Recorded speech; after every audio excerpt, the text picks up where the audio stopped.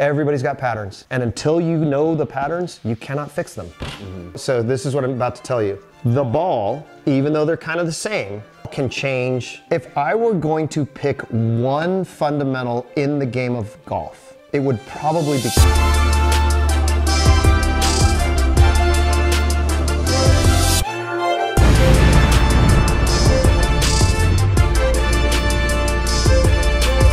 Today you are going to see how the greatest of the greats, the greatest golfers in the world train, because not only are we training with the putting coach of Xander Schauffele and Phil Mickelson, we are training at his house. Let's go! And so for those that are watching, the reason why I like this system, it's called Quintic, okay? The reason why I like this system is because everything else basically adds weight to the putter. So there's a thing called the Sam Putt Lab, which is awesome. It looks at the putter working in 3 dimensions. There's Capto, it's the same idea, which it can tell how the face is rotating. It can tell how high it's swinging, how low it's swinging, how much the putter is arcing or not arcing. It can tell all kinds of things, how much the shaft is leaning or not. So it's, I guess you would call it 6 degrees of freedom. So up and down, around, and side to side. And so there's a blast sensor that goes on the end of the, I don't know if you've heard of blast, but there's a sensor. Actually, I'll show it to you. So this is a blast sensor. Okay, so this blast sensor, it fits in here and then it goes on. And then it measures what the putter's doing. But all those things added weight. And now the putter might not feel exactly like your putter. Yeah. So there's another company that's coming out that's doing something like this, where it's 22 gram weight. So the Capto is 60 grams and it goes in the middle of your putter. And it's like, when you putt with it, it doesn't feel like your putter anymore. Now it captures data, which is great, but are you gonna do the same thing when it's not on there? Okay, so now what you're gonna do is you're going to set up to this T-square, because this T-square is aimed perfectly down the center of this mat towards the middle of that hole. So you're gonna take your setup gently with the putter all the way against the metal and full setup, full grip, everything, exactly how you would before you hit the putt. And then I'm gonna hit a button and calibrate that position. So that way it'll know like, oh, he's aimed perfectly and the shaft is sitting how he would sit before he putted and all of that. So I switched up my grip too, but I mean, it's the same grip, but rather than reverse, it's just like regular. That's fine. Yeah. I mean, that's gonna be like a work in progress, probably. 100%. Yeah, So the ball is gonna sit where these 2 T's are. Okay. So when you snuggle the putter up to this T-square, just kind of do it slow and gently. At the time when I first got this, there was probably, I don't know, maybe 1 or 2 people besides me that had this machine in the state of California. And there were probably only 50 of them in the United States. And it's mostly like golf club companies that do R&D. So gently put it in there and tell me when you're ready. Yep, I'm ready. So we're gonna collect some data, okay? So this is 10 feet and I know we're in a garage and I know the ground is flat and I know we're putting on a mat, but these dots are also gonna be measured by that camera. So when you take your setup, as long as the dots are facing that camera, they can be turned any direction. Okay. As long as they're facing that camera. The ball's gonna go somewhat near the 2 T's. So when you look at the screen, you see how those dots are facing that camera? Yeah. There's gonna be a lot of that comes up on this TV. And for now, because you don't even know what they mean, like the data. Yeah. And so we'll hit 10 or so putts. Unless I see something that's like super gross. Yeah. And then I'll go, all right, I've seen enough. You do this every time, this was what needs to change. These are Xander's golf balls, and it's a Chrome Soft X, which is a very common ball. The firmness of it, the cover, the softness of the cover and all that, this is very similar to all the balls that everybody pretty much plays on the PGA Tour. Okay. Whether it's a Callaway brand, or a TaylorMade brand, or a Bridgestone, they're all kind of the same. So this is what I'm about to tell you. The ball, even though they're kind of the same, can change the smash factor or the impact ratio. And back when balls were changing all the time because these manufacturers were like trying to get them to fly higher, spin more, go farther, so these players could control it, it f***ed up everybody's putting. It did great for the driver and the irons, but nobody measured what it was doing with the putter. Got it. So all these guys, all of a sudden, they couldn't control their ball on the greens and they're putting bad for like a few years. Oh, dang. And then they kind of figured out, well, we never even thought about checking the putter. Yeah. And so what kind of ball you use is definitely going to change these numbers, even though they're similar. Okay. And if it changes it by 0.01 or 2 or 3, it's freaking different. Okay. Okay? Dang. Okay, so I should probably consistently use the same ball. You got to use the same ball every time you play. And if you're trying to go from scratch to scratch, Yeah. pony up and buy good golf balls. So we're going to start measuring. So again, when you put the ball down, make sure that these dots, because I don't want them like that. So you see the screen, how it's kind of jacked up right there? That's like perfect. Should I hit it? Yeah, you can go for it now. Okay, grab the other one, make sure the dots are, yeah, facing just like that. Yep. So did you hear that little beep beep? Yeah. That tells you it's ready to go again. Okay. So your speed is getting better. I remember you were like, dude, I don't know how far it's going. I'm still having problems 20 plus right now, but. Okay. Cash. That's money. nice. Cash money.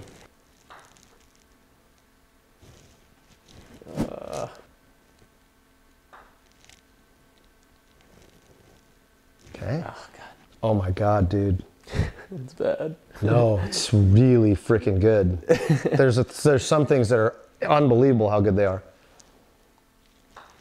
Oh, wait a minute. That's okay. The speed is just a little different than the last one, but that's okay. Yeah. It's okay. We might need to hit a few more than 10 because you're a little bit all over the place. A little sporadic. Yeah, but that's okay. You do some really good stuff.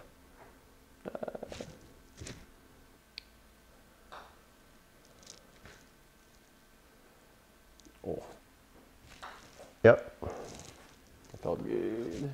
So can you tell, like, you're hitting this ball like straight down the mat every single time? Mm-hmm. Like I've had people miss the mat, like put it off the mat. Think about that for a second. That's wild. It's not very good. In fact, that sucks. We'll do this last one and then we'll have you sit down.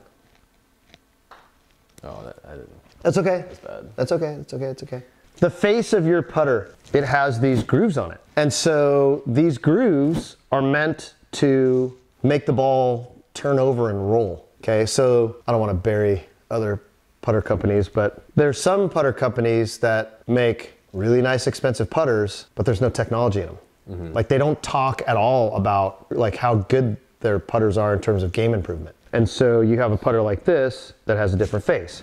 So I was talking about toe hang. So do you see how this one doesn't hang with the face pointed at the sky? The toe is down. Mm-hmm. The material on the face is different also. So Odyssey came out with this a while ago where they have this insert, like a lot of players think it's a better feel for how the ball is coming off the face. So this one hangs, the toe hangs even more. So you can see the difference. Now, your face control is pretty good. Okay. Well, we were just saying the ball was going straight down the middle of the freaking mat. Yeah. Like that's, a player should be able to do that to some degree, but how you were doing it was actually Scratch like, level, hopefully. well, eventually. yeah, that's what I was about to say. So if you see all these colors, right? So if you look at all, I know there's a bunch of different things on here. So if you look at all these colors, the green means that it's pretty good. Red is not it, right? And then the amber or orange is like, it's not so good either. And then if you see blue, which you had plenty of, in a couple different categories. One, how much is the face twisting when I hit it? And two, how square is the face when I hit it? Mm-hmm. So if I mishit the ball, if I take this putter, and I know it's hanging toe down a little bit, but if I hit the ball out on the toe hard enough, do you see how the face is kind of twisting a little bit? So if I hit it towards the heel, it's going to close a little. So toe open, toe it twists open, heel it closes. So that's this bottom right corner called club twist. So that's orange, you hit it in the heel, the face closed 0.3 degrees. Here's the interesting one. On this particular putt, you were aimed 0.0, that's like perfect. But then during your stroke, you opened it 1.4 degrees. This way? Open. Yeah, open. So to the right. Yeah. You know what, have a seat. Sit in the throne. Game of Thrones. So this was a Christmas gift from one of my students. That chair is like super sick. Yeah, he got like the logo, my logo put on it and all this stuff. It's pretty, yeah, it's pretty cool. Okay, so if we go with a summary over all the putts that you hit. Yeah. Face angle. So if it's green, it's negligible. okay? If it's blue, that's basically what a robot would do. Okay. Okay, like if you had the putter locked into a robot and the robot moved like super nicely every time, the face would come back to 0. So if you look at this, so your face is 0.03 at impact. Yeah. Okay, so if I go to what the ball data is, a face that's 0.03 would hit the hole right there if the putt were straight. A putt that was 0.0 from 20 feet would hit the hole there. Okay, so now I'm gonna go to the other end of the spectrum and get it kind of a putt. Okay, yeah, so let's go to one of the reds. So the second putt was, the face at impact was 1.5 degrees to the right. I mean, you're gonna miss the hole from 8 feet. So you see where the ball is at 10 feet? Yeah, that's crazy. So from 8 feet, you're gonna miss. If you're looking at face angle and where you are on average, now average is a weird thing, right? Yeah, it's more the median. It's the range. Because if you're like 1 degree right and then 1 degree left, and 1 degree right and 1 degree left, 1 degree right, 1 degree left, well, your average is gonna be 0. Yeah. But you're gonna miss every putt, even though your average is good. So the range is what we're looking for, and if you look at this one, your minimum left was 0.08. Your maximum aim right at contact is 1.82. That range is almost 2 degrees. That sucks. Yeah, that's horrible. Now, you did some really good ones. So I'm not gonna throw you under the bus. Like as a beginner, like I'm not gonna throw you under the bus for missing. But if you go and you look at just the face, so you're pretty good here on putt number 1, a little too far right, good, a little too far right, a little too far right, good. It's just to the right, you aim to the right. It's not necessarily your aim to the right, it's where the putter face returns, okay? Mm-hmm. So we can see it's actually slightly left, way left, slightly right, slightly left, perfect. So you're all over the place, but initial aim, but you always open the face. Mm-hmm. Open 0.69, open 1.79, open almost 2, open over 1.5 degrees, open 1.5 degrees. So to me, that's a pattern. Now it'd be great if you aimed left every time, but you don't. Yeah. And so what our job is for you to get better as fast as you can is to figure out all your patterns. Everybody's got patterns. And until you know the patterns, you cannot fix them. Mm-hmm.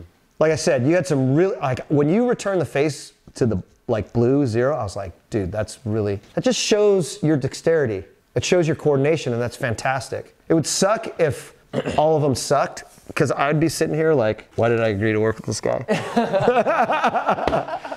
But at some point, so Stefan Schauffele, Xander's dad, said, you either have talent or you don't. Mm-hmm. And I agree with him to a certain extent. Like, you have to have some ability, right? If you have none, if your lineage of however billions of years didn't have any athletic ability, it's freaking hard to teach. Yeah. Could you learn it? Yeah, I think you can learn it. But it helps that you played other sports. And it seems easy because the ball's just sitting there and it's not moving. But when the wind's blowing off your left and down and you're standing over a putt, and it'll make you want to do weird things. Yeah. And so that's more stuff that we have to. Is that a little bit down the line? Yes, it's a little bit down the line, but it's something that it needs to be in the back of your mind. Like what's happening? I mean, we're in a room, like with walls that are helping you aim and do all these things, even though you don't realize it, right? Yeah. So, okay, so we're gonna keep going here. So face rotation. So you see all those numbers are green. Yeah. Well, they're also all the same.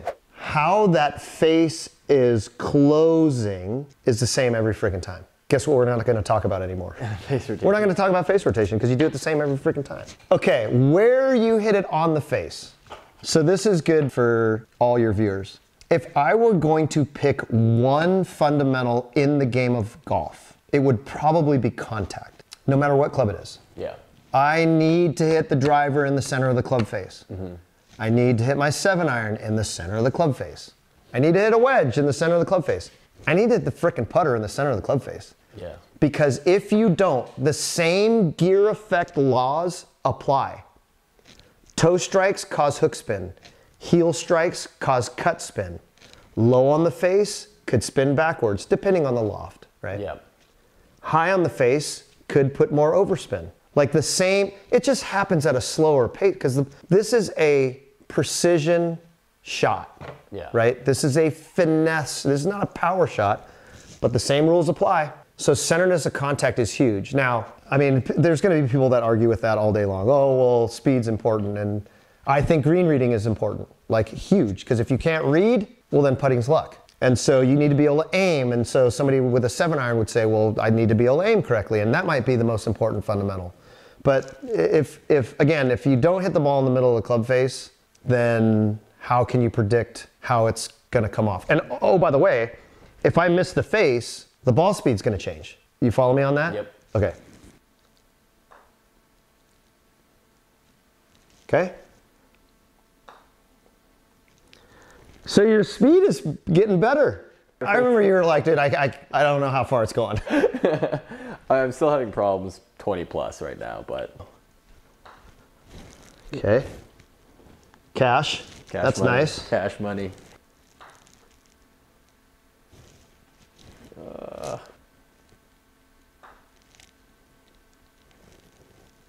Okay. Oh, God. Oh my God, dude. It's bad. No, it's really freaking good. There's some things that are unbelievable how good they are. Oh, that's. Oh, maybe. That's okay. The speed is just a little different than the last one, but that's okay. Yeah.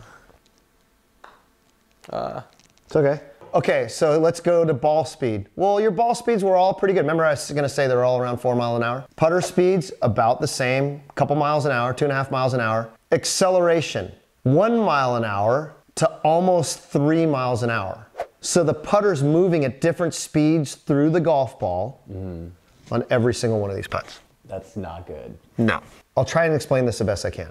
Because I'm gonna ask you to do this. Yeah. And we're gonna hit a freaking ton of putts. And you're just gonna be like, holy shit, like this is kind of hard.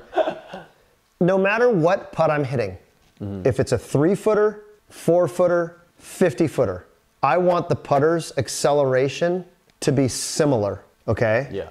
A 50-foot putt, this thing might be traveling, the putter might be traveling at 5 miles an hour, 6 miles an hour, and the ball speed's gonna be 8, 9, 10 miles an hour if I'm hitting a really long putt. Yeah. But that doesn't mean the putter needs to speed up or slow down. So if I'm driving my car at 50 miles an hour towards a brick wall and I take my foot off the gas and the brake and I just cruise into that wall at 50 miles an hour, I'm not accelerating, I'm not decelerating. So if I hit that same wall at 30 miles an hour without hitting the gas or hitting the brake, and I'm just letting the putter cruise into the ball's gonna go shorter than it would at 50 miles an hour. Or you fall, I don't know if that's the best analogy. No, it makes sense. Okay. Yeah. But we see you, let's just go down this list. So the first putt is 1 mile an hour acceleration. Yeah. The second one's almost 2. The third one is about the same, and it's 1.9, 1.8, and then all of a sudden it jumps to 2.5. Now we're hitting all these putts the same distance. Yeah. Okay? Then all of a sudden, boom, it goes down to 1.7 and boom, down to 0.8. So you've jumped within hitting the same distance putt from 0.8 miles an hour of acceleration to 2.5. Yeah. You're gonna have a problem controlling your speed. Let's say everything else is good. Like my path is good, my face angle square, my contact's really good, my angle of attack is really good. Angle of attack, I'll explain angle of attack in a second. My angle of attack is good, how the putter's going, watch this. So let's say this is the ground. Is the putter going up through the ball? Is the putter level through the ball? Or is the putter going down through the ball? Like that's AOA, angle of attack. And that you'll talk about that in your full swing. You'll talk about angle of attack, okay? Because that determines the launch and the spin of the golf ball. Just like it does in a full swing, same thing in putting. Yeah, I think in this aspect, I'm, what's this called? When I see the ball go too far to, I guess, less, I'm not adjusting it based off of how far I'm adjusting it with speed. Which is horrible. But that's freaking common, man. Yeah. I'll get a player that takes it back the same. I have a junior, and he's really good. He just qualified for the Toyota Tour Cup. Like this kid can play. Yeah. And he'll get like a 10-footer, and he'll take the putter back, however far, X distance. And then all of a sudden, he'll get a 25-footer, and he'll take it about the same distance, and then rip it. Yeah. And I'm just like, dude, like, that's not it. Because it's just too hard to repeat. But if you took the putter back different distances and let the putter accelerate the same. Look, the length of the backswing is going to determine how far the ball goes, right? Not how much you accelerate. So if I take it back this far, the putter swinging down is going to have more speed than if I took it back this far. Makes sense? Yeah. So again, if we go back to this screen here. So then you go from 0.8 miles an hour acceleration. See how that number's green? Yeah. Because we're going to talk about what's a good acceleration. To all of a sudden 2.1, 2.1, 2.8, and then bang back to 1.8. Like there's too much variance in how much the putter's accelerating. So that leads us to what's a good acceleration. Yeah. The range is 2 miles an hour. So from minus 0.5, decelerating, slowing down, to plus 1.5. But if you're going to be 1.5, I want you at the top of the range. Yeah. If you're going to be minus 0.5, I want you at the bottom of the range. I don't want it to be minus 0.5 and then all of a sudden plus 1.5. There's 2 miles an hour difference there. Yeah. Let's say you were at 2.8 miles an hour acceleration, which is fast. But if you did that every time, I'd be like, I'm out, I'm good. Yeah. Because you're repeating it. Is it on the high end? Yes. You're doing it every time. You'll figure it out. Yeah. Right? As long as all the other stuff is good, you'll figure it out, man. There are guys on the PGA Tour that accelerate the putter, and they're pretty good freaking players. Yeah. That's not an absolute, but I think from what I know now, over the last 3 years of using Quintic, I think there is a better place to be. And that's within that green. So if you're 1 mile an hour acceleration, from 0.8 to 1.2. Let's keep it around there. If you're at the high end, 1.5, okay, well, we're 1.3 to 1.6, 1.7. And it's good, right? Got it. Okay. What would you say is standard? Like, would you say just to keep at the 1, below 1, or like deceleration? Or like, what would be the good standard in a sense, like on average? That's a great question. I kind of base everything off Xander because it's stupid, like how repeatable he is, like how he does things. If I ask him to hit a ball 7.5 miles an hour, if it's not right on, it's really freaking close. And then when you look at the data, it's like, holy cow, he accelerated at 0.8 miles an hour. Yeah. So he's like from 0.8 to 1 mile an hour acceleration. And his smash factor or impact ratio, do you know what smash factor is? No. It's the efficiency of the strike. Okay. So smash factor is the ball speed divided by the club speed. Okay. Okay? The smash factor on a putt is really, really high. Yep. A good smash factor with a driver, a really efficient centered strike is like 1.50. So that means the ball, if I have 100 mile an hour club head speed, my ball goes 150 miles an hour. So in putting, because the putter is moving so slow, the ball still comes off pretty fast relative, so the smash factor is higher. Okay. Okay? Yeah. So the efficiency of the strike, so impact ratio or smash factor, so let's go to that since we're talking about it.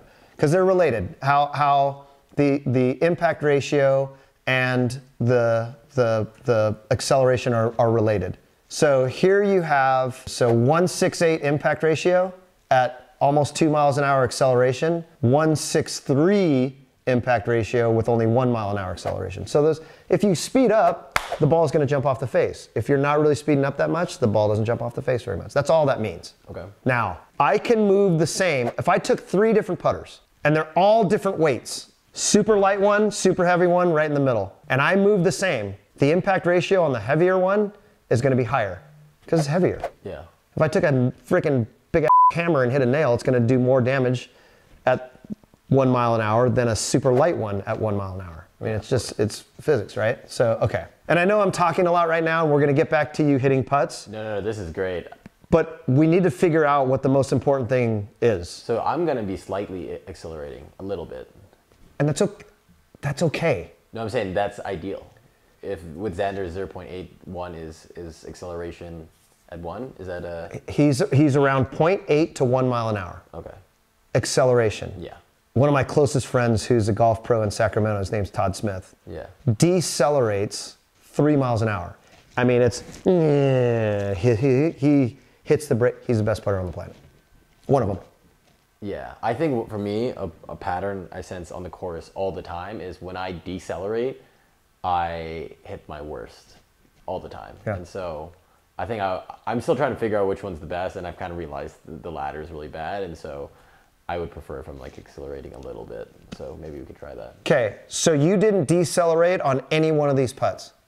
Oh, yeah. Your lowest acceleration is 0.8. Yeah, because I was thinking, like in my mind, I was like, I need to accelerate a little bit because I know it's bad, but I guess all this is bad. So when we go on the golf course and I'm out there watching you putt, we'll measure some of this crap. We can't measure it with this machine, Yeah. but we'll have other things that we can measure it with. So ball's gone, and this is how much the acceleration of the putter is after the ball is gone. If I were gonna eliminate basically all this data, it would be that. Because I don't give a shit what happens to the putter after the ball's gone. I mean, I kind of do, but that's not as important. So we already talked about impact ratio. So the problem is they're all very, very different. So if you look at Xander's data, it's 165, 166. 165, 166. Yours is 6'3", 6'8", 7'0", 6'9", 7'0", 6'4", 6'7", 6'6", 7'3", 7'0". Like they're all over different. the place. Yeah, your range is 0.10. Yeah. Not 0.01. Yeah. You know what I mean? Xander's range is 0.01. Yeah. So the elephant in the room. Oh man, this is. You thought the face or something like that was the elephant in the room? No. I knew we were getting there because It's all red. I turned. I was like, oh man, this is gonna be a bad conversation. So okay. So let's circle back. There's always, you could be the best player. You could be John Rahm or Scotty Scheffler or whatever top player in the world. Mm-hmm. There's always going to be the elephant in the room that you need to work on. And their elephant might be like one of those little tiny plastic ones that just, not the big elephant that's at the zoo. Yeah. Your elephant in the room is your launch angle. You're chipping. You chip the ball into the air. So this is how the ball is leaving the face. So a good launch angle on good greens should be around between 0.75 up and 2 degrees up. You are 3.7, 3, 4, close, 2.39, almost 3, almost 4, almost 3. And then all of a sudden one that's launched really, really low. Got it. And so that means. And then launched really, really high. And then launched a little on the low side. So if I accelerate differently, right, on every putt, which you kind of do. Yep. And my ball is in the air, go back to this screen again. A disgusting amount. So F/B. Yeah. Do you see that right here? Mm-hmm. That means forward or backspin in revolutions per minute, RPM, right? Yeah. Should never have backspin, ever, on a putt, ever. Okay. 2 RPMs of backspin, 4, 45, 2. So if I go to putt number 6, so I have 45 RPM, let me get rid of it. So I'm just hitting down on the ball. No, you're not. You're actually hitting up 1.8. And I'm gonna explain this, but so if we just watch the dots on the ball, do you see how the ball's kind of chipped up into the air? Yeah. No, and it's spinning backwards, but it's also spinning with cut spin. You can see the dots turning sideways. Mm-hmm. So I'm gonna go to a different screen so you can see it in these like kind of animated balls. Watch the green one. Do you see how it tilts backwards? Yeah. That's the initial strike. So that green ball is tilting backwards, the initial strike. And then you see the blue one, right? The blue one, all of a sudden it goes, well, it's turning sideways. It's pulling in, yeah. Now the red one isn't super, super bad. Let me explain this. I know I'm getting into this, explaining this crap, but okay. So I got a ball with all these different lines on it. So ideally, the ball wants to roll end over end with no tilted spin axis, no side spin. So the ball is rolling end over end over end over end like this. Well, let's say I launch it up in the air at 3.8 degrees, launch it up in the air. So I hit it, it's in the air. And it's got 10 RPMs of, I'm just gonna call it side spin. So it's in the air with side spin and it's flying with side spin. All of a sudden, and 45 RPMs of backspin. So at some point it starts spinning like a bullet. So if I go like this, let's say I got overspin, turning over, launched in the air with side spin. it starts to rifle spin. Yeah. When it hits the ground, it bounces offline. Got it. So when we first started using this and we started learning about rifle spin, we would film these putts. I'd film Xander's putts and I'd have like worm cam going, and we would see it kind of jostle around on the ground, and the greens are perfect. Yeah. I'm like, what the is going on, dude? Why is your ball bouncing around? Are you hitting it into the ground? Well, come to find out, if he put overspin and side spin, do you know what a lacrosse ball, those big heavy rubber balls? Yep. If you spin it like a basketball, you're gonna shoot a free throw, and you spun it backwards, when it hits the ground, it bounces away from you. Yeah. And then it hits the ground and comes back to you. And it just keeps doing that until it comes to rest. Well, that's what a golf ball does. We want zero rifle spin.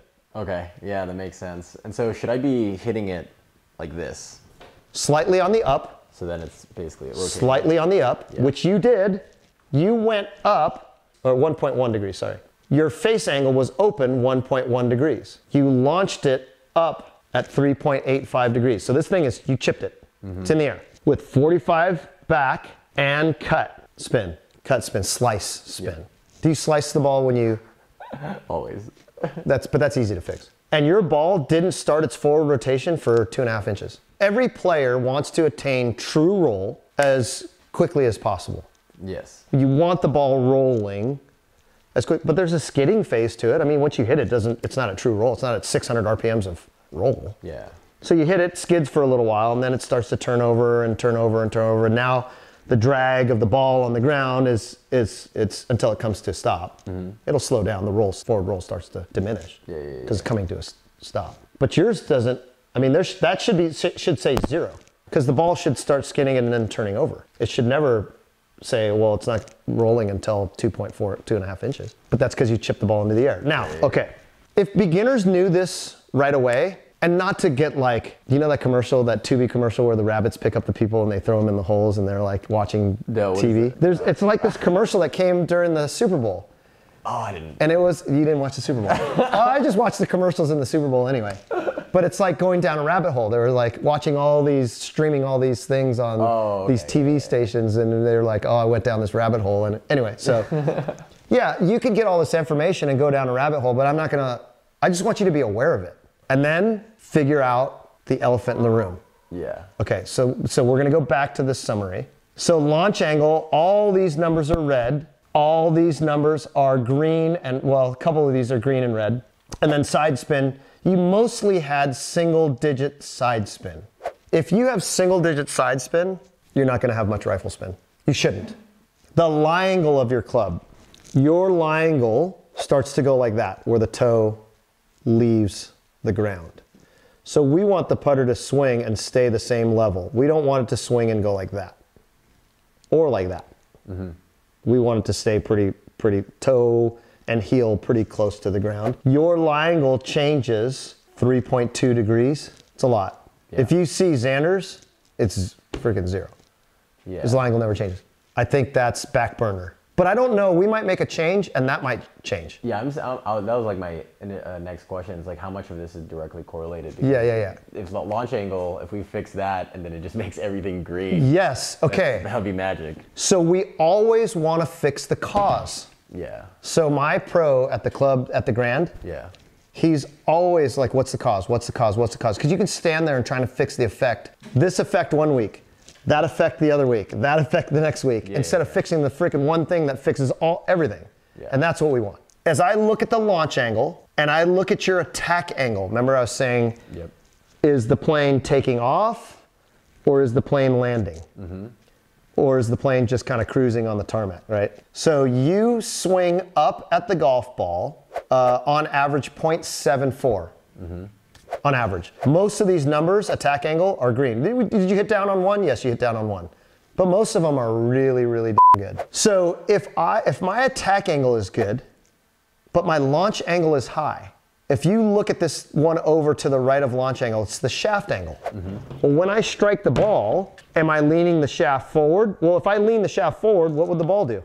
Go up. Oh, if you're hitting it? It'd go down. Yeah. If I hit it with the shaft leaning backwards, the ball's gonna go up into the air. Well, the first one is 0.47 adding loft backwards. The next one is 0.21 leaning forward. The next one is 0.82 backwards. The next one is 0. The next one is 1.2 backwards. 1.8 backwards. 0. 0.7 forwards. Backwards, backwards. So you're forward, you're backward, you're forward, you're backward, you're forward, you're backward. So if I change the lean of the shaft, I'll change my launch angle. So this is a setup thing for me to see if that works, if that helps. Now, I could also bend the putter. I could take the putter from 4 degrees of loft to 2.75 and just let you go, and your launch angle would probably be pretty good. I'm wondering though, I want to like keep, because I wonder if this is kind of, what if I do it again and without bending it and then all of it's the other way? So I want to like get more data. Yeah. So that's what we're gonna do next. Okay, cool. We're gonna like hit a bunch of putts, and we're gonna record them. So set up to the next putt. Oh, if your face didn't have the technology in it to get more forward roll, more of those numbers, backspin numbers, Would be bad. would have been red. Yeah. If you had a basic, very popular metal milled putter, all those numbers would have had backspin. Yeah, so this is assisted. The right technology in that face is good for overspin. It might not be good for something else, but it's surely good for overspin. I love it because I can wear my sandals at home. If I could teach in a t-shirt and shorts and sweats, I would. So go ahead and take your setup. So now I'm gonna change something, okay, in how you set up. So right now, the butt end of the putter is pointed towards your sternum. Yeah. I want it pointed there. That's enough. That's in fact, that might even be too much. So all I'm doing is putting your left hand over the golf ball before you start. Get to where you used to be. So do you see I'm taking the shaft and I'm leaning it a little bit this way? Yeah. There, that's enough. Now, you have to return it there. You can't all of a sudden return it to a different lean. So I've pushed your hands into what I would call a forward press. Your handle is forward towards the target. Yeah. Does it feel strange or does it feel... It feels like I'm gonna hit this straight. Okay. So the handle is pressed forward ever so slightly, and then just go for it. Hit a putt.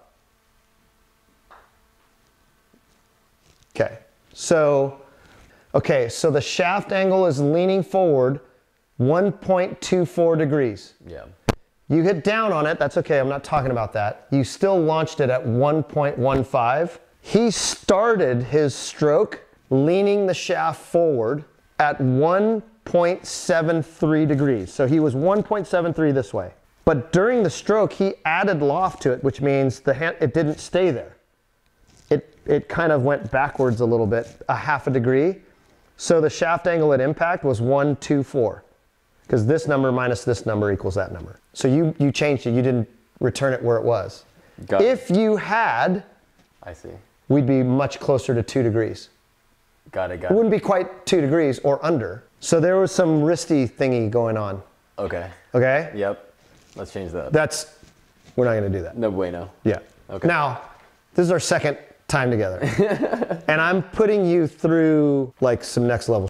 This ain't what we're not normal fucking people around. do. Yeah. Yeah. I mean, Mickelson puts in my garage. Yeah. Like Xander, Charlie, Emiliano, like Max Homa put in my garage. Like there's some really good players that have put it in the garage, but not very many. But that's why I got to get a better studio, because these guys want to. Xander doesn't care. He didn't give a shit. He just wants to get better. So you're going to do this again, but you're going to have your hands pointed a little bit towards the tip. If there's a mirror between me and you, your hands are going this way. And yes, now go for it. I think you did better. I think I did. I think you did better. I think I did. I'm trying to watch the shaft. I think you did better. We'll know with what the ball's doing. So you hit it into the ground that time. So look at this, 4 degrees of forward press, 3.6 degrees, and you hit 0, but that's down. So yeah, if your putter is 4 degrees aloft, Yeah. right? Yeah. And you hit down, and you're at negative 3.7 degrees aloft, you might hit the ball into the fibers. So you overdid it. Yeah. So let's do it again. So you don't want to hit it into the ground, you don't want to chip it in the air. Because if you hit it into the ground, you're not going to be able to control the launch of the ball. It's going to be bouncing around. So should I be feeling this go up a little or no? Like. Let's cross that bridge in a second. Okay. So naturally, if I move the shaft forward, the club, I don't care what club it is, the club is going to want to go up right away. Well, if it goes up right away, it's going to want to come down. Yeah. Well, as if I go here, the club doesn't want to go up. It wants to stay along the ground, and then it's going to, and now I don't want to hit the ground back here, so then I wind up going up. So there's a fine line with where your hands are and how the putter swings in terms of AOA, angle of attack. Yeah. I got to teach you all the terminology. I'll write down the acronyms in a book. And so like, basically I'm coming back here and I don't want to go higher here because I'm just going to come down at it in a sense. Should I just gradually? Well, hang on a second. Hang on. What's the easiest way to change how the putter's moving into the ball? I don't know. This is way too easy. Because you're going to do this in your full swing too. Chipping, full swing, is everything. Yeah. If I putted with the ball on my right foot, Yep. is the putter going to move down to the ball or up? Down? If I putted this ball off my left foot, is the putter going to move up or down? Oh, up, yeah. If I change the ball position, I can change my angle of attack. Yeah. Now, it doesn't work for everybody, but that's pretty basic. You're like, well, should I swing up? Well, I don't want you to try and do something that if we just change the ball position, it might fix it. Remember, we said cause and effect. Yeah. So you could simply move the ball farther forward in your stance, and you would hit up on it more. Yeah. If you move the ball back in your stance, you would hit down on it more. But here's the caveat. The path changes. If I move the ball back in my stance, my putter is probably going to be moving to the right of my target line because the putter is swinging on an arc. It's swinging on an inclined plane. Yeah. Okay? If I all of a sudden move the ball farther forward in my stance, by the time I get to it, is the putter moving up? Yes. But it's also probably moving to the left. Yeah. Because it's on an inclined plane. So we have to be very careful of how much we move it. Now, dude, we're talking like a degree. Yeah, like fractions. Yeah, I mean, a degree on like a little measurement tool, it's like, that's a degree. Yeah. Like, if I sat back here where she is filming, and I was looking at your path, and you were like 1 or 2 degrees off, like to the left or to the right, I can't see that. Yeah. Not with my naked eye. Yep. I can see it with a machine and computers and like high-speed cameras. Yeah. But I can't see it with the naked eye. Yep. So that's, now does it make a difference? Yeah, it makes a difference. But if you want to hit up on it, rather than you thinking about, oh, I need to hit up, smooth ball position forward. Yeah. We're not going to do that yet. Okay. I want to see a pattern of a low launch first, and I want to see what your angle of attack is, and then we can go, all right, dude, you need to move the ball up like 1/4 of an inch. Okay. Or 1/2 inch, or 2 inches. Whatever that number is. Well, that's what I was saying. This is kind of next level stuff, and like your normal am isn't going to be doing this, but you're not trying to be a normal. I mean, you're trying to be a scratch player. Yeah. When you go out and play for money, you want to be able to play to your handicap. I'm trying to take everyone's money. And take everybody's cash, man. So we're talking about forward shaft lean at address, not your body, just the shaft. Go for it. Oh man. Who cares? Who cares? I'm just looking at the launch. Yeah. Holy That's what I'm talking about. 1.45 launch, 36 RPMs of forward roll, only 6 RPMs of side spin, tilted spin axis.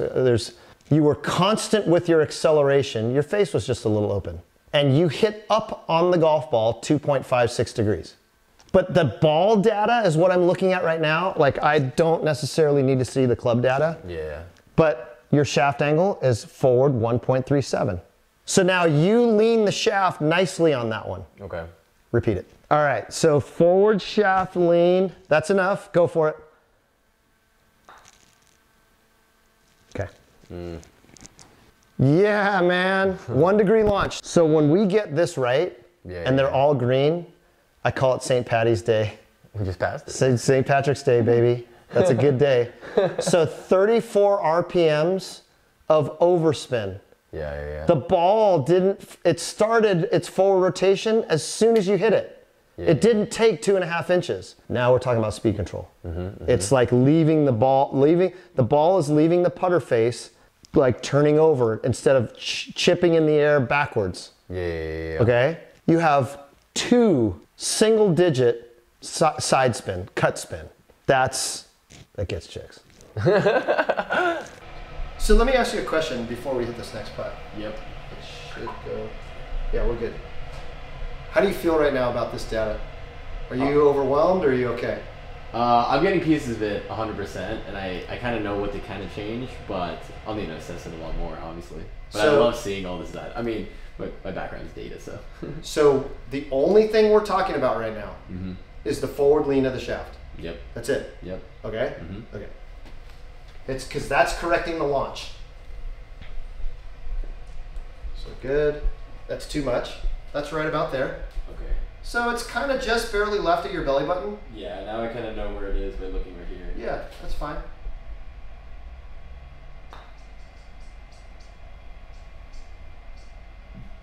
Did you hit it into the ground? We'll see. Did the putter move up or down? We'll see. So the putter's moving down. Yeah. And the launch is low, but you're also leaning the shaft too much again. So let's do it again. So this is where we're starting to get. You know, the first half of what we did was kind of explaining all the Yeah. Okay, so let's go again. Okay, now I'm going to throw a curveball at you, okay? Yeah. I want you to move the ball forward in your stance so your feet are going to go towards the camera behind you. That's Too much. Yeah.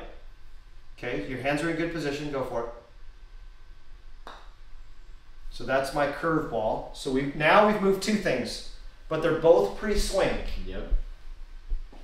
Before you started any movement, we move the ball up, we move the shaft forward. So attack angle went up too much because we moved the ball forward. Yeah. And then all of a sudden your launch went up. Okay. Because you're hitting it on the upswing. Yeah. And you're presenting loft, you're just not presenting a lot of loft. So the next one we hit, we're going to move the ball forward, but not as forward as you just moved it. Okay. Just a little bit less than that. Was it this much? Oh my. Yeah, just mess around with it, man. Okay. Just mess around with it. We're okay. Like that. So we've got the ball, I don't know, a couple inches inside your left heel, right? Yeah. Yep, go for it.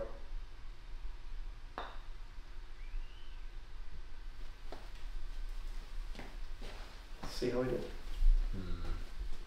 Yeah. Oh god. Okay.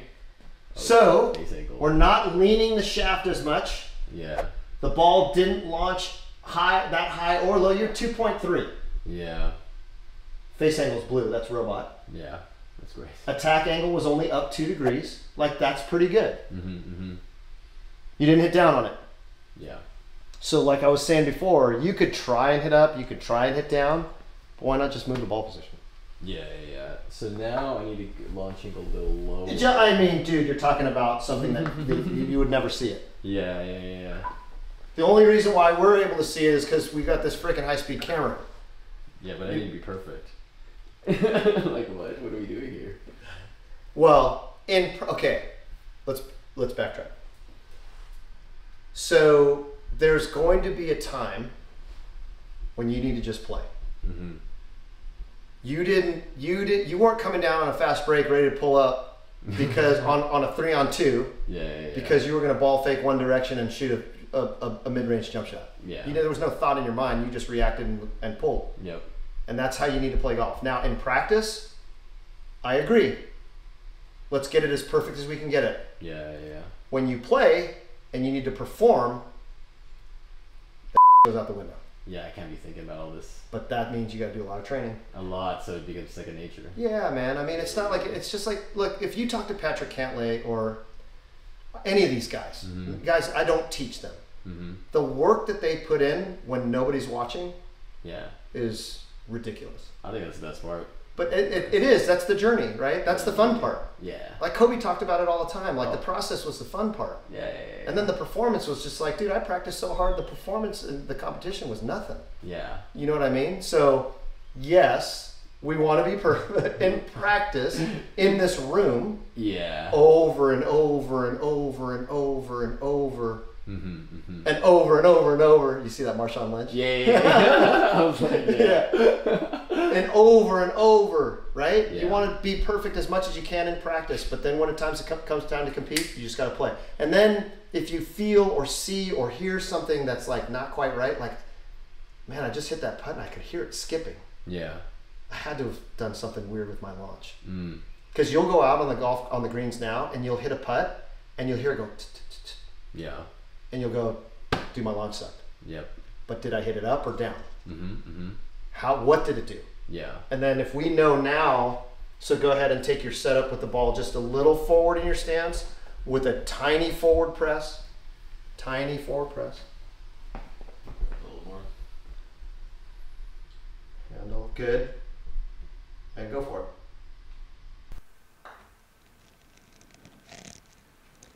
So if you can do this over and over and over again, and we can start seeing better launch conditions like St. Paddy's Day over here. No, that's what I want. Yeah, That's what I want. 0.79, 18 RPMs of overspin, a little bit of cut spin, Yeah. but not freaking bad. Yeah. So, okay, if my face were pretty square, I'm gonna go over here and do something so you can see. So, cut spin, just a little bit. But the face was actually a half a degree closed. Do you remember when we went to the ball data? Yeah. A half a degree from 10 feet still goes in. Yeah.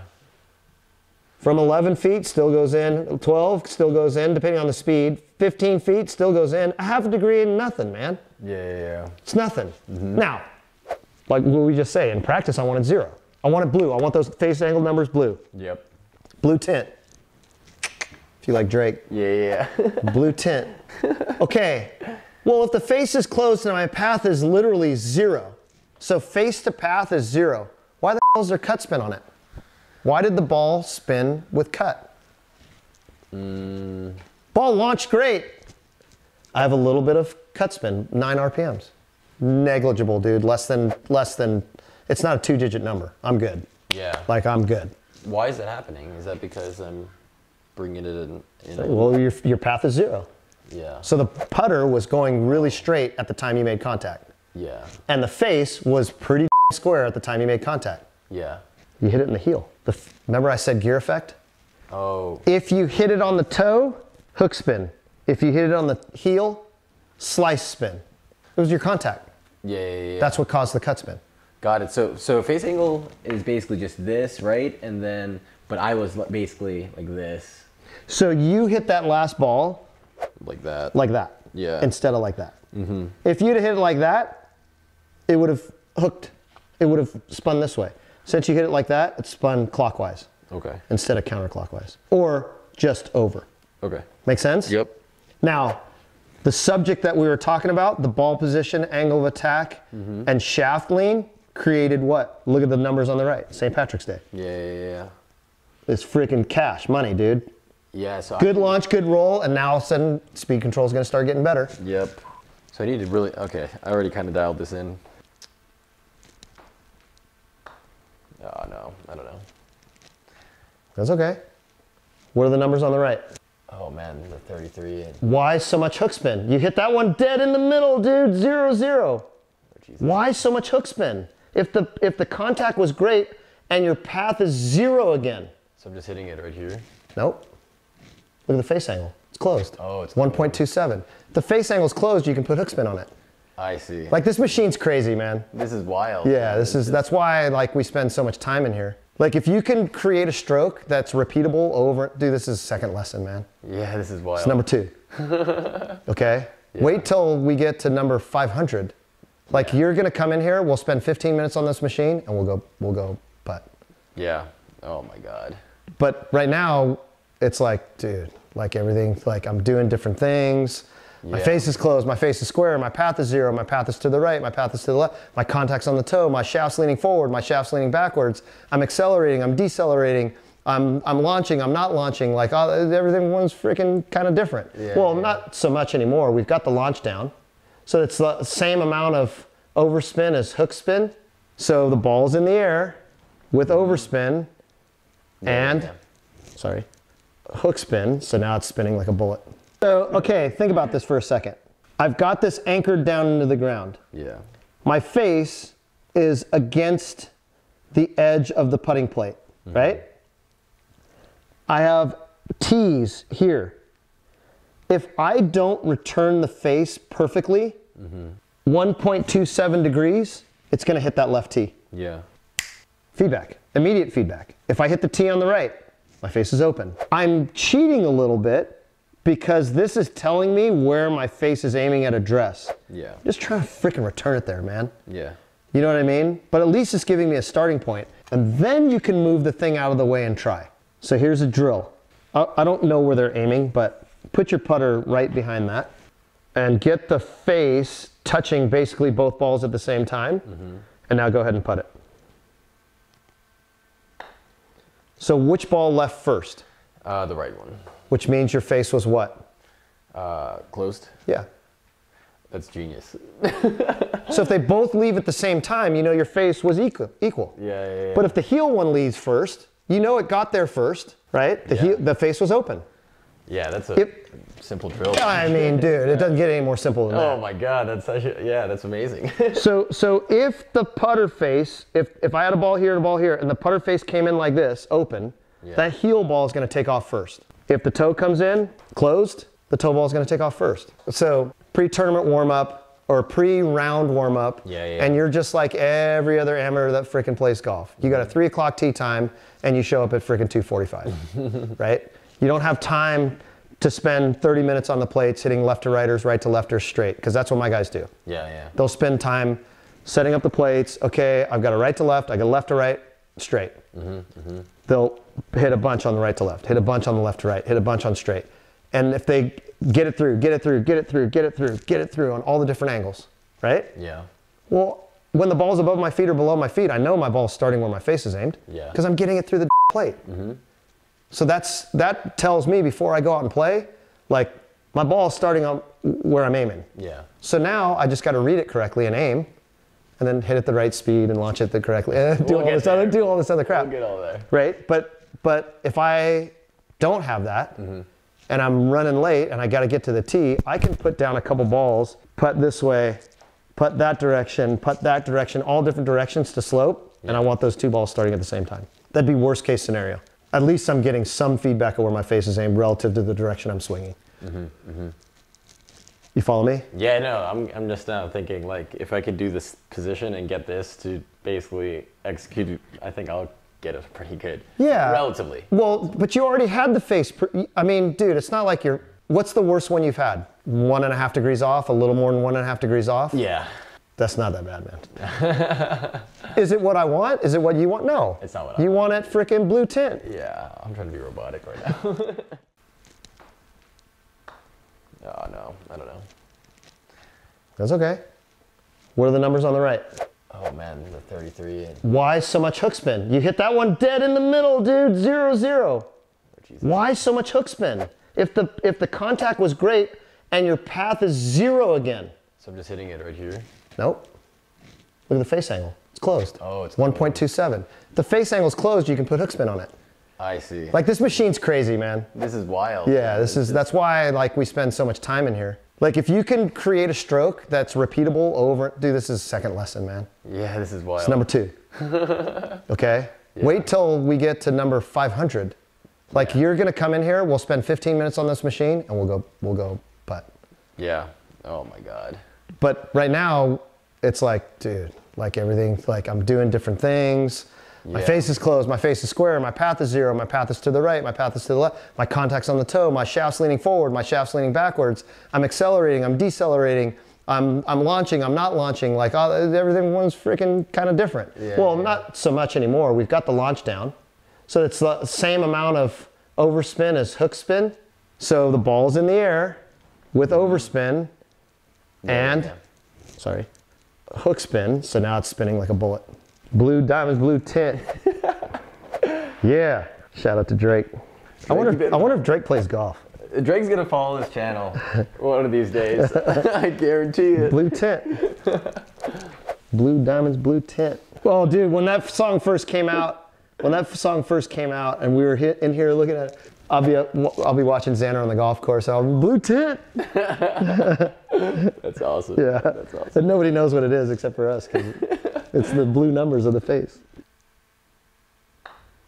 So did you hit it in the center of the face? It looked like it. It sounded like it, and yeah. Did it feel like it? It felt like it. Yeah, maybe this club twist number is going to be okay. A little bit. Oh yeah, blue. Yeah. Look at your face angle was blue. Yeah. Look at your launch. Oh, okay. Oh my God. Now time out. We gotta get this one on film. So we said the angle of attack, the optimal angle of attack through research with robots, and Paul Hurrian, Dr. Hurrian is the guy that invented this software. Yeah. And this whole idea. From what he's measured, the optimal angle of attack is up 0.75 to up 1.5. So you're up right in the middle of that range. Yeah. Your face is square. Your face rotation, we haven't talked about it, it's the same. Yep. It's like 30 degrees, 25 to 30 degrees. Path, 0, perfect launch, overspin, single digit side spin. Like this is the one. Yeah. This is the one you need to repeat. I think I can repeat that one. Now, you still accelerated just a fraction, but you've been around there. Now, with time and when that becomes the subject and none of this is the subject, we can dial that in. So here's the other thing about golf instruction that I would say. I've watched a lot of instructors, really good ones. And the really good ones don't give you 5 things to digest because it's too freaking hard, man. There's too many things to Like, think about. I gotta get the face, what? I gotta get the face here. I gotta get my rear end back. I'm trying to do all this stuff. Yeah. You can't do it, dude. Like, let's just do one thing, man. Well, Yeah. we put it this way. We have 2 things, and they're both pre-swing. Shaft lean and ball position. But they're like the root cause. And it's changed. It's next So level. it's setup. We got the cause. We're not trying to fix the effect. This is all changing because we changed the ball position and we changed the handle. Where the handle was. Done. Done. I mean, not done, but Done. starting. Starting. The key is in the ignition and we turn the ignition We on. didn't even start moving. Yeah, we're still in park. Yeah. But you know what I'm saying. It's like it can be hard, man. I could give you acceleration. I could go to different graphs and go, hey man, I want this graph to look like this. And then you'd leave here and you'd go, Yeah. how am I gonna do it? You know what I mean? Like you'd leave and you'd be like, dude, like how am I gonna do all this? Yeah. And then what'd you say? Well, I don't have this machine. How do I get the face square? And then I said, well, you put 2 balls at the same time. And if they leave at the same time, the face had to have been pretty square. Yeah. How else is it gonna be? Or you can use the plates. Like, dude, my guys use the plates. We gotta get you some plates. Yeah, go for it. A little low on the face, Yeah, a little bit. but how did the rest of it go? It felt good, but So face angle was left, launch angle was a little high, wasn't terrible. So you see that yellow line?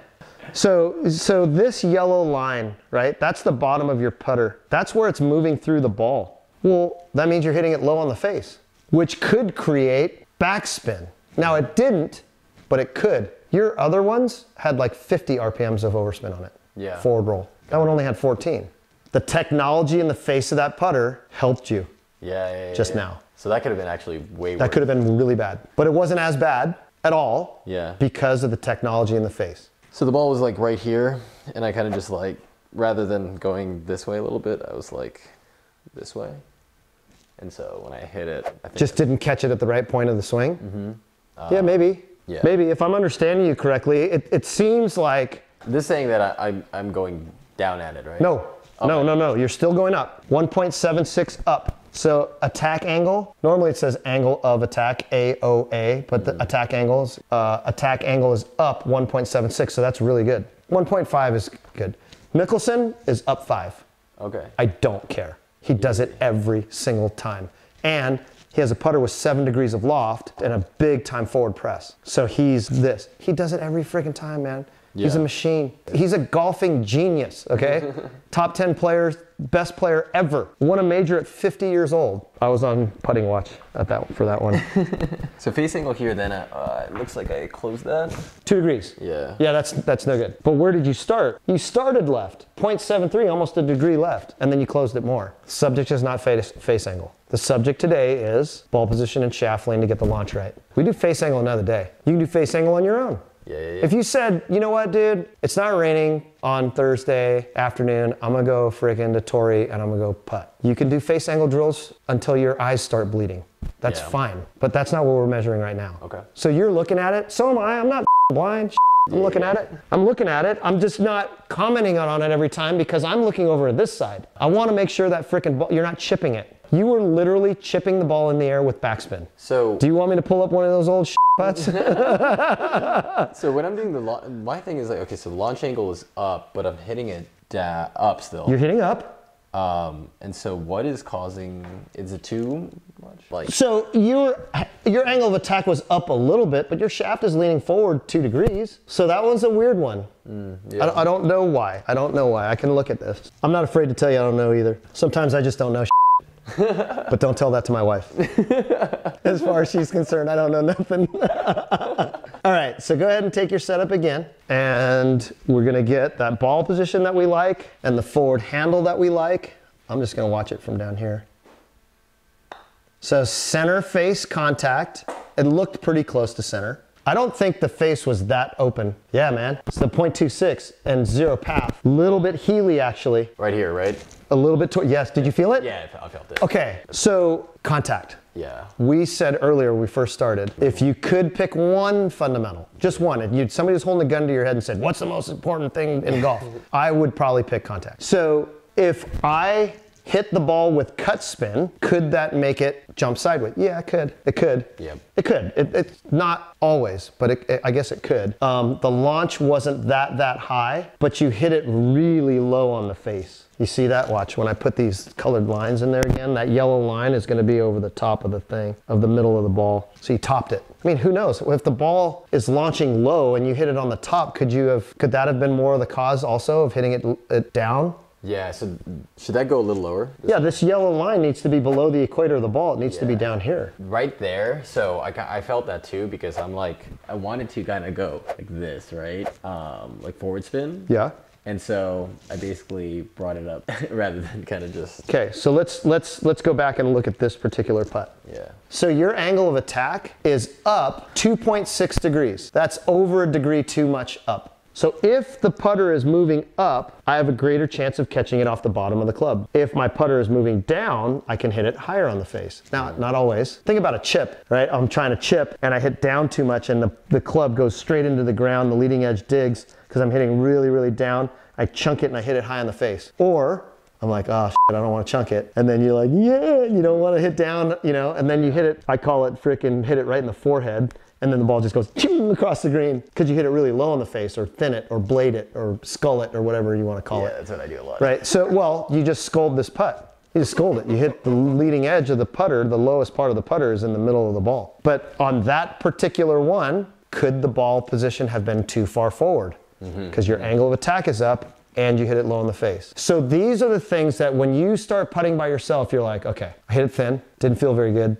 and I know that putter was moving up. First thing, I gotta check my ball position. I'm not gonna worry about, am I doing this, am I doing that? Let me check my ball position first. Okay, my ball position is really good. Is my weight on my right side? Did that cause me to do this? Did I move during my stroke? We can go there too. So we haven't talked any biomechanics. We haven't put you in a 3D suit or whatever. Yeah. We haven't done any of that yet, and we might not ever. But could that have been the cause of the thin contact and this angle attack being high? Could be. I would definitely check ball position first. Yeah. As soon as we change the ball position the first time, your launch conditions changed.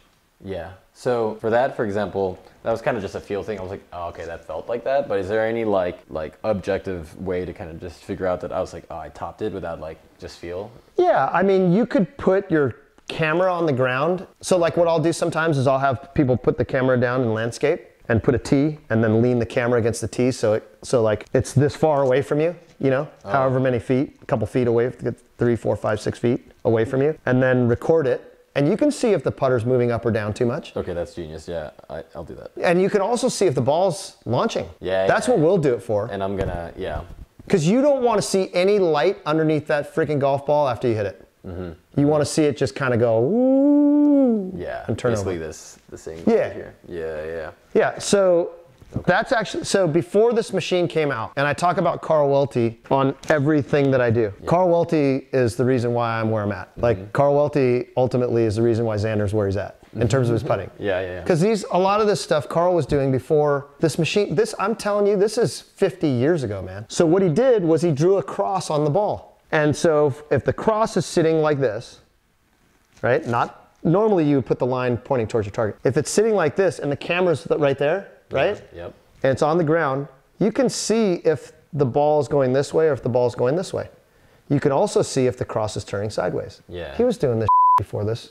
Yeah. But this is just next level software and all ridiculous. that stuff. But we did it with a high-speed camera. In fact, he did it with a regular like VHS camera. And then we looked at it in 30 frames per second. This is 1,000 frames per second. But if you get 30 frames per second and you see the ball go like that at all, or if you see it going like that at all, you know the launch isn't correct. And then he didn't have that machine. I mean, that's a freaking $3,000 machine. Yeah. What he did, in fact, I was telling the story last night in the car when we were going to dinner. I was telling my wife and kids, back in the day, Carl would take a putter that wasn't the right loft. Yeah. Like say it's a really good tour player, because that's what he did too. He worked with tour players. Tom Kite when he won US Open. Like, I mean, he worked with really good players. And he would wrap the putter in a towel, take it to the curb, hit it with a rubber mallet, and then film it again. Oh my God. Like this is archaic stuff, but it was next level because nobody was doing it. And then all of a sudden somebody would be like, why are you hitting my putter with it? Because he wouldn't tell you what he was gonna do. Yeah. He just hit the putter with a mallet. And then you as a player go, what the are you doing to my putter, man? And then all this video looks good. And then you go, hey man, can you do that to this putter too? We had that happen. I was sitting in the back of his car and this player will go unnamed, he still plays on tour. Carl hit his putter and he started cussing at him. Like the player started cussing at Carl. And it was so uncomfortable driving back to the golf course because he lived right out at PGA West in Palm Springs. And we get out and he hits a couple putts and he's so mad. Like you could see him, his face. And we go back in the room, look at the video like we're looking at now. And he goes, hang on a second. He goes out to his car, grabs a couple different putters and goes, can you do it to these too? At the beginning, he was pissed. Like, why the hell are you hitting my putter with a hammer? And then Carl goes, just take it to a store and just check the loft dynamics on the putter. The static loft and move whatever putters to that. And you'll, but then, I mean, wild, dude, like I said, we were doing this with a ball with a cross on it. This is just way, way more. And, I mean, it's 2023. Like this is not 1992. You know what I mean? How do you buy those? The wall. Oh, just draw a line. Just draw with the Sharpie thing. Do this. Remember what I was telling you? Just get a clip, draw the lines, and use that. I'll do it. It's friggin' easy. All right, let me try this one more time. Boy, that's pretty close. Maybe slight toe. Yeah, so I said slight toe. Path a little to the right, face a little closed equals hook spin. All those things equal hook spin. A draw, right? But look at the launch. Launch is great. Angle of attack was up a little bit. So you might have moved it up. The ball could have been too far forward. You could have been tilting like away to hit up. You could have done all kinds of shit. I know why I'm doing the toe thing, I think. I think I'm just kind of I think I need to be a little more robotic with my arms because I'm kind of giving it a little free flowing and then it kind of goes like that. So maybe I just... So for the camera, he thinks he's doing a lot of different things. We're gonna get to that later because he's gonna need some work on his stroke. But he's also doing better with the launch. One step at a time. One thing at a time. Oh man, okay, let's see. We'll see. You might not have liked the strike and the way you hit it, but we'll see. We'll see how good or bad it was. So look at your launch conditions. Yeah, you hit up on it a little bit. Face was a little bit closed. Hit it a little bit in the heel. Yeah, the reason I didn't like it is because I think I just hesitated because I kind of was doing a little different, so I didn't hit on this. So I went kind of like this. He's thinking about his stroke a lot. Do it again. Well, I mean, think about it, right? Like I said, two things at address: forward shaft lean, ball position. So it's his choice that he's thinking about all these other things. Now, I would say that's also very normal. Yeah, man. Analyze. Well, you're a data guy. Yeah. So you analyze. I just kind of overanalyze. And I think in practice, remember I said block practice and random practice? Yeah. This is very block. We're hitting the same putt, the same distance in a room each and every time, right? And so it's easy to kind of pick it apart right now, especially when there's time we're talking in between strokes and all that. Go for it. No, I didn't feel, I don't know. I didn't like it, but. So I got to ask you a question. No, I don't like it. That was your comment. No, I don't like it. What don't you like about it? So that one, I just feel like I think I'm overthinking and I'm not just going through the putt and when I get at contact, I think about a million things and I kind of just stop it and it just feels like it dies. Okay. I'm gonna feed you a word, okay? Yeah. Let's say it's a different sport. Let's say it's basketball, because you play basketball. Yeah. you're coming off a screen and the guy's not getting you the ball in time, or the pass is not on target. Like you're coming off a screen and you got to go down here to get it, set your feet and go, right? Or you're coming off this screen and you're waiting for the ball to be right here, but it's not, it's right here. And you got a defender coming around that screen, you got to get up over him and shoot, right? Yep. You're not in rhythm. You're no longer in rhythm. Now it's like, I'm not even going to get this shot off. Now I got to pump fake, go around him and dish because somebody's coming to help or whatever the is going on, right? I'm just thinking, me and you played basketball growing up, right? That's what we know. And you're starting to know golf. And so in every single sport, if I'm a quarterback and I've done all this stuff, because Carson Palmer is one of my students, and I don't know anything about playing a quarterback position. And I asked him because I wanted to know the mentality about like playing his sport. Yeah. And so he described some stuff to me. And in practice, like if they call a play and he looks and he sees the defenders, he knows who's coming off free and the timing of his break and where the ball should be, because he wants to throw the ball before the guy even gets out of his cut. Yeah. Like if he's running let's say he's running a slant, well, that ball needs to get out quick within like 2.1 seconds or whatever. So he 3-step drop, 5-step drop, a deeper drop, and that ball's coming out, man, because these guys are gonna come and get him. Yeah. Right? So there's timing and rhythm to every single one of these plays. Yeah. And he knows like that guy's coming free, that's option one. I know how that guy's playing. I've studied enough their defense. When we set up in a situation like this, they're gonna play off on this guy. He's gonna come free and I can hit him. All of a sudden, here comes the defender. He's up on the line of scrimmage last second. He sees it. Oh, option two, option three, whatever, the tight end, running back in the flat after everything breaks down, I got good protection, whatever. And he was telling me all this stuff and I'm like, my mind's blown, right? But it's really cool stuff. So now all of a sudden it's like, okay, well there's rhythm. We just talked about the rhythm in your coming off a screen, catching a pass and being able to shoot. Well, there's rhythm in a freaking putting stroke. So then if you're out of rhythm and you're like, well, it feels like I kind of stopped and I did this and I did that, then this is the last piece I will give you, and it's the only in-swing technique piece of advice I'm gonna give you. Okay, ready for this? Yeah. Oh, the metronome thing. No ball. No ball. Get set up and just swing it back and forth. Well, don't stop, just keep going.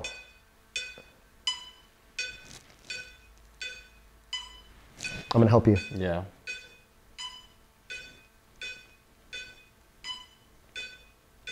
See how we're going on the beeps now? Yeah. Back, contact. Back, contact. Back, contact. Back, contact. Back, contact. Now, that might be really fast for you. Yeah, what's a good BPM? Well, I don't know. Everybody's different. Okay. So Dr. Grober is a physicist, and he's another freaking great guy. He used to be the head of the physics at Yale. Yeah. So, and then he played golf at Vanderbilt. Just beyond. Now he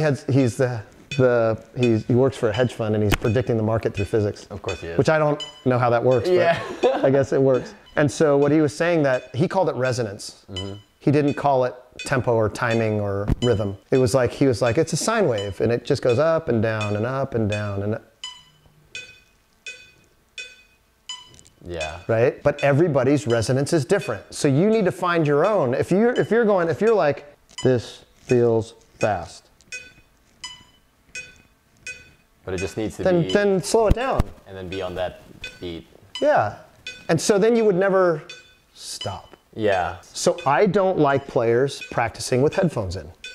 I was gonna say, like, because they're listening to music. I was gonna put headphones with metronome. No. That's if you were gonna put headphones in, listen to a metronome. Because what winds up happening was when you're listening to music, you can't hear the strike. So you don't know if it was clean or not. And then Ben Crane said he could tell which ball was which. And so the guys at Titleist said, no, you can't. You can't tell the feeling of a different ball. He goes, bull. Yeah, I can. So they made all these golf balls, they were different, with no markings on them. They put headphones on them and they were playing music super, super loud. And they were asking him to identify the ball. He couldn't do it because it was the sound that that sounded softer, so it had to felt softer. He couldn't tell which ball was which. Yeah, no, like this one, I know it's different from the ones I play because of the sound. Like, so the sound, yeah, it's the sound. Wild. Yeah. How annoying is that? That's a good outro to the fucking. But for you, that's the last piece of what we're talking about today.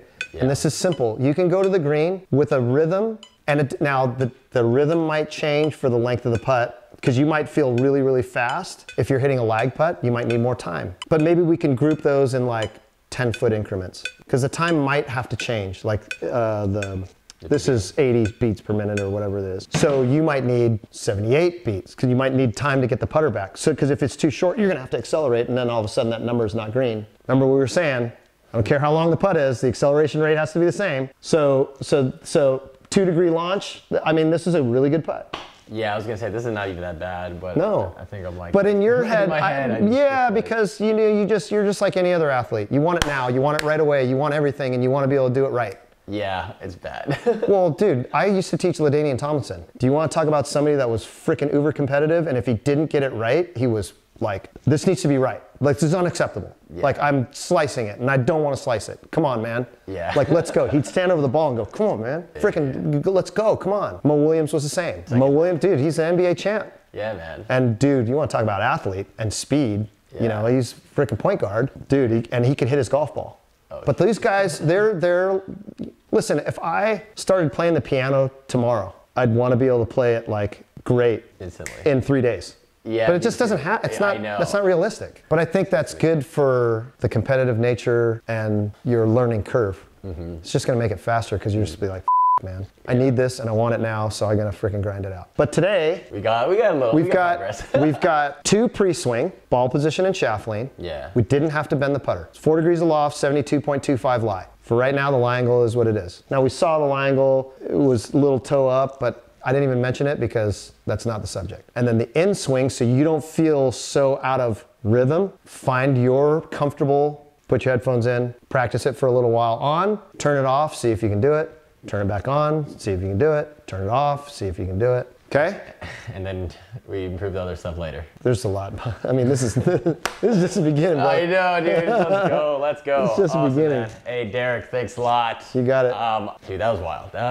This is actually next level. I can't even comprehend right now. This is wild. It's funny because, like, my buddy teaches on tour, and he's got like these $500,000 putting studios and all this stuff, and my guys come to the garage. Yeah. Now, dude. Pretty soon I'm gonna have a building down there. I'm gonna have cameras everywhere, 3D, force plates, it'll be literally the nicest putting studio in the world, and it's gonna be right down there. That is a wrap for this video. Hopefully you guys liked this lesson. Definitely drop a comment if you want to see Derek back at it again with me in the future. He may be, like I said, the greatest putting coach of all time, and he is going to, I know for a fact, bring me to scratch. So subscribe, stay tuned, and I'll see you guys tomorrow. Let's go!